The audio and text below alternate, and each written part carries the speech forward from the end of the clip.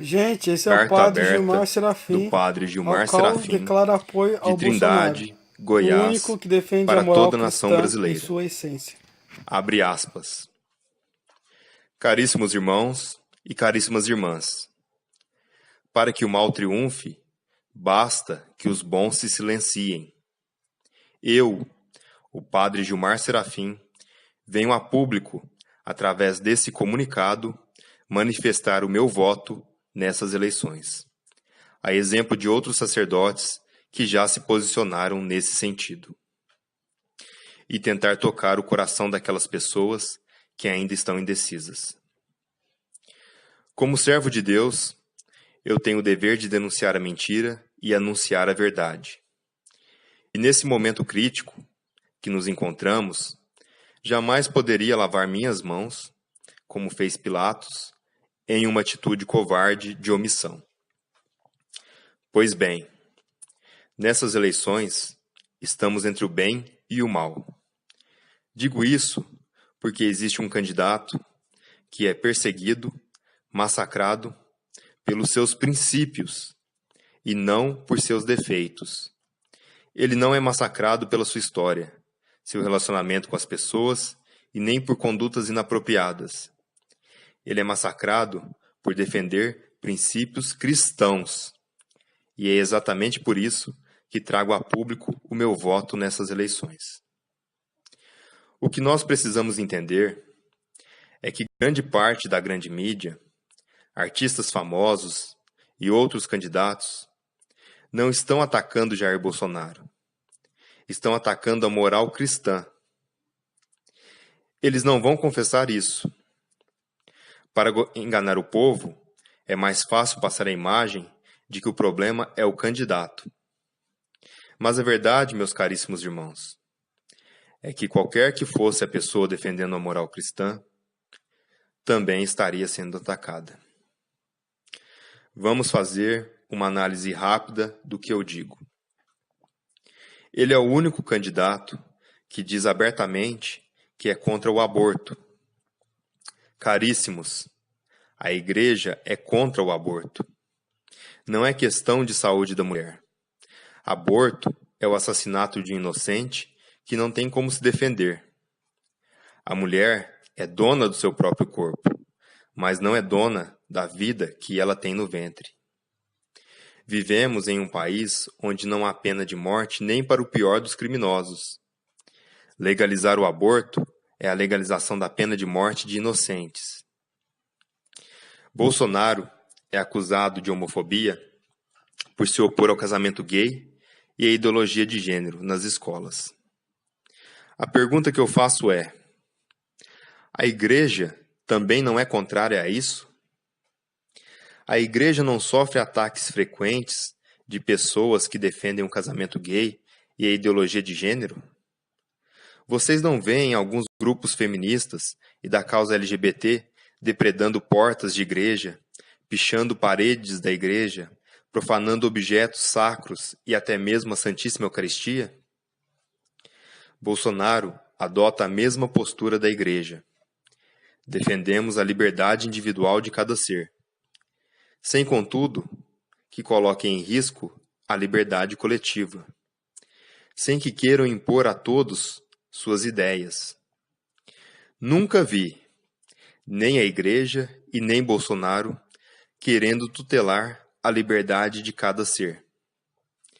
Temos nossa posição do que é certo e do que é errado, mas não tutelamos o direito à liberdade dada por Deus a cada um de nós. Outra acusação criada contra ele é a de racismo. Meus caríssimos, o crime de racismo é tão grave que a nossa própria Carta Magna dispõe sobre ela. Crime inafiançável e imprescritível, sujeito à pena de reclusão. Se Bolsonaro fosse racista, primeiro, ele não defenderia princípios cristãos. Segundo, ele estaria preso.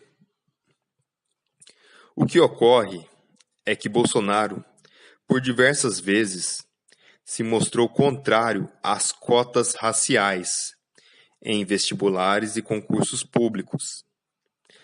A maior preocupação dele não é que o homem branco, de classe média ou alta, perca a vaga, mas que o homem branco de classe baixa, que se esforçou, que estudou, seja discriminado porque é branco. É uma questão de justiça social. Também o chamam de autoritário, e isso nada tem a ver com o íntimo dele. Tanto que o principal argumento é que ele é militar.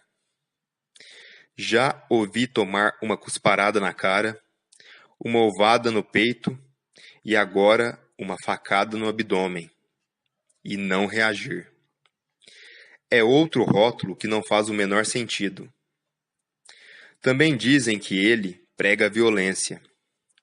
Caríssimos, quem pregou e promoveu a violência todo esse tempo foi a coletânea de governos que passou pelo Planalto e que afrouxou as punições, premiou os errados, destruiu a educação e perverteu nossos jovens.